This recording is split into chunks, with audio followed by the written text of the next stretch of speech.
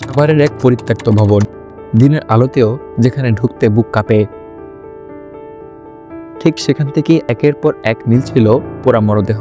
কেউ জানতো না এগুলো আলাদা আলাদা ঘটনা নাকি একই অদৃশ্য খুনির নীরব কাজ। রাত নামলেই ভবনটা যেন আরো ভয়ঙ্কর হয়ে উঠত, আর ভেতরে জমে উঠেছিল এক অজানা মৃত্যুর গল্প। মাসের পর মাস এলাকাবাসীর মধ্যে আতঙ্ক। প্রশ্ন ছিল একটাই, কে এই খুনি? কেন একই জায়গায় বারবার এত লাশ? আর কেন বেশিরভাগ মরদেহ পোড়ানো হচ্ছে? পুলিশও প্রথমে কিছু বুঝতে পারেনি, কিন্তু তদন্ত যত এগোয় ততই একটি নাম বারবার সামনে আসতে থাকে।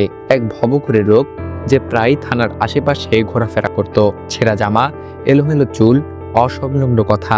সবাই ভাবতো সে একজন নিরীহ পাগল, কিন্তু সেই পাগলই ছিল ভয়ঙ্কর এক সিরিয়াল কিলার, সম্রাট ওরফে সাইকো সম্রাট। রবিবার বিকেলে তাকে আটক করা হয়।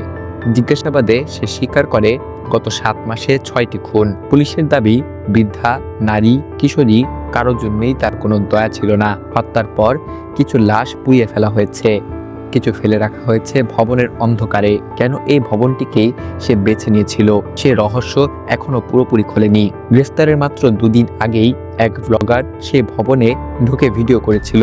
সেখানে দেখা যায় একটি কিশোরী মেয়ে নিজেকে সম্রাটের বোন বলে পরিচয় দিচ্ছে। কিছুক্ষণ পর সম্রাট আসে, ভদ্র, শান্ত, মার্জিত। এমন একজন মানুষকে দেখে কে ভাববে এই লোকটাই এক সিরিয়াল কিলার? ওই কিশোরী মেয়েটিই কি পরে খুন হয়েছে? খুব সম্ভবত, কারণ সম্রাটকে গ্রেফতার করা হয় সেই ভবনে 2 জনের পোড়া লাশ উদ্ধারের ঘটনায়। সিসিটিভিতে দেখা যায় এক ব্যক্তি কাঁধে করে একটি লাশ নিয়ে যাচ্ছে, নিথর হাত দুলছে, গা শিউরে ওঠা দৃশ্য। ভবনের এক পাশে আর্মি ক্যাম্প, অন্য পাশে পুলিশ স্টেশন, অথচ 7 মাসে 6টি খুন। তখনই প্রশ্ন ওঠে, খুন হওয়া মানুষগুলো ভবঘুরে বলেই কি কেউ গুরুত্ব দেয়নি? সিরিয়াল কিলারদের কোনো নির্দিষ্ট মোটিভ থাকে না, মানুষকে মারতে ভালো লাগে বলেই তারা খুন করে। এরা আমাদের আশেপাশেই ঘুরে বেড়ায়, চেনা মুখোশ পরে। রসু খা বাংলাদেশের প্রথম সিরিয়াল কিলার, 11 জন নারীকে হত্যা করেছিল তিনি। 2009 সালে মৃত্যুদণ্ড হলেও আজও তার ফাঁসি হয়নি। রাষ্ট্র হয়তো অপরাধীদের ফাঁসি দেয় না, পুষে রাখে।